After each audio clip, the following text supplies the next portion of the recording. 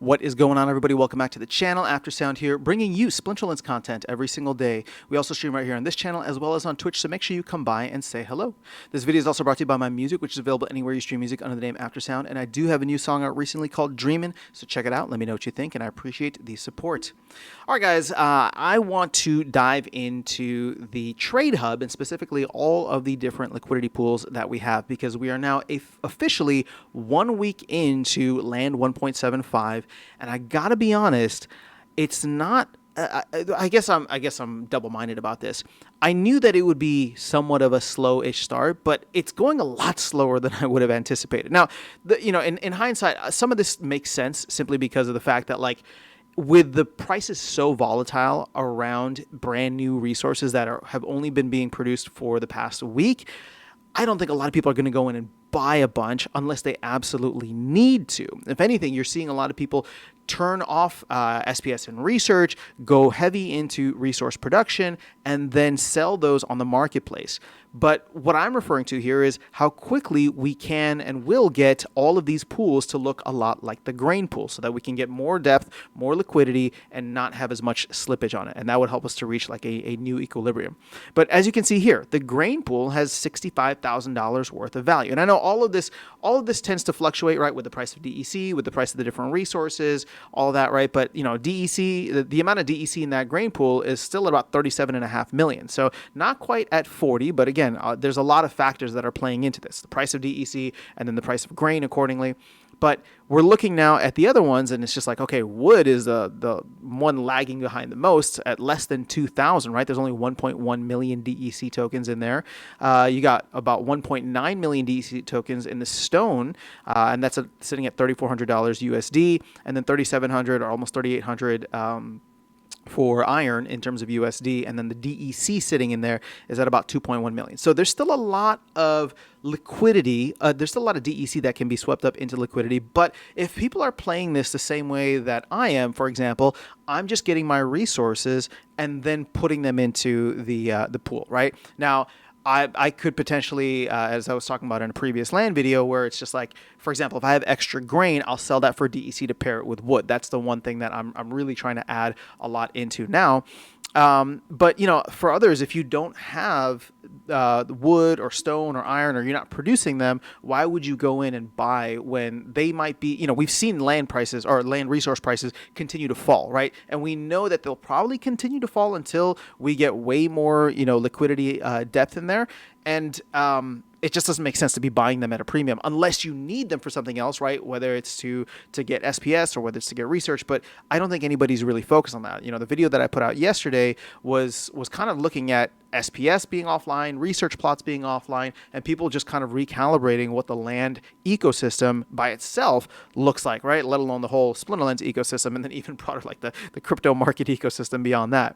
But, you know, a week into this, it's gone a lot slower than I would have expected. But here's the crazy thing. The amount of activity is actually kind of wild. So, for example, I did this earlier, so I don't have the updated numbers, but let's actually get an updated number. And I'm looking at this on a separate screen here, so I apologize. But let's look at wood, right? So there's $798 worth of trade activity. Now, 5% of that, and this is on the 24 hours, so 5% of that, right, is going to be $39.9. So you can check my math on the back end. Now, if we take that, right, 24-hour trade activity, divided by the total liquidity in the system, right, so divided by 1968, we'll call it, gives your daily percentage rate, multiply it by 365. I hope that this is right, but it's like 700, almost 750% APR just in the last day. Now, again, that's just a snapshot of a lot of activity that happened in one day. If we were to look at this, maybe a better way to look at it is like on the 30 day, which is actually just 7 days, right? So let's do 3,100 divided by 7 times 0.05. Yeah, that gets it significantly lower. So it's only $22 worth in fees paid out over per day on average, divided by 1968 times 365, and that's still 400% APR. But it's 400%. You have to keep in mind, it's 400% APR paid out in DEC and wood. And wood at this point is still a token that is probably getting devalued significantly as more and more gets produced. It's just because it's scarce right now, and you get a lot of people that will buy it up if they need it to harvest research or SPS. But on the whole, a lot of these prices have started to come down. Now, if you watched the video that I'm probably going to post prior to this, grain is, to me, the one that's going to set the price for everything. And we don't really know where that's going to go, because grain is actually getting used up at a rate much higher and much faster than I would have expected. But you can see here now, grain, remember when grain was at like it was almost at like 2.02 for a bit. But now, actually, hold on, maybe that's not the right way. Yeah, so when you buy it, it's 0.014. When you sell it, it's 0.011. So see, we could probably even get, well, that's probably taking into account the 10% fee. So you got grain at 0.011, which means that wood, if this is where grain is supposed to be, and this is what I'm trying to get at, grain, we don't know where grain is supposed to be yet, just because a lot of that's going to change. Then the fact that wood is 1/4 of the production in terms of its rate, that should probably be around like 0.044. But wood is sitting at 0.042. Actually, that's pretty damn close.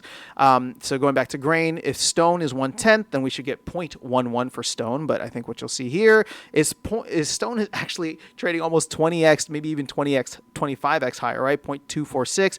And then iron is even higher than that, right? 0.478. So you can see where the scarcity lies in a lot of this. And like I said, I'm still thinking that this is going to be, it's going to be a little bit before we see things normalize out. But as you probably saw in the last video that I posted about, how much we're burning through grain, we're going to have to force ourselves to get to a new equilibrium at some point. It's not like there's just going to be excess grain around. Either new plots are going to come online, plots are going to get repurposed. Whatever the case is, we will find a new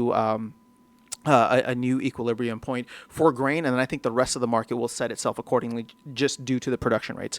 Now, where this all potentially changes is when they start to bring in utility for research, or utility specifically for the other resources, right? So let's say the Conclave Arcana wagons. If they're going to do that, then maybe it's, like the wagons themselves probably wouldn't require grain, but they could potentially require, iron, wood, and stone to create. And then that creates a little bit of an imbalance, but it also makes the game economy, or we'll call it the land economy, much more complex and dynamic, which keeps things interesting.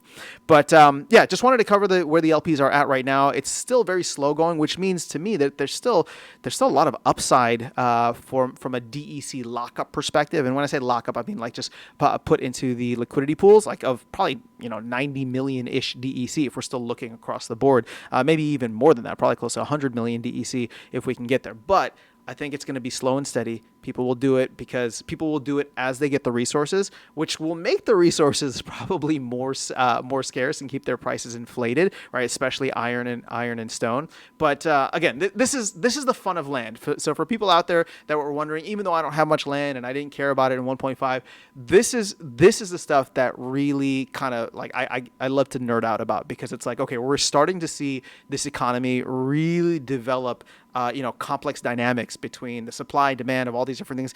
And we're going to continue, hopefully, in the near future and consistently and frequently, we're going to continue to test that and add to it and make it more complex by adding in utility to research, by SPS potentially going up in value. And all of a sudden people are like, well, I want to turn my SPS plots back online, right?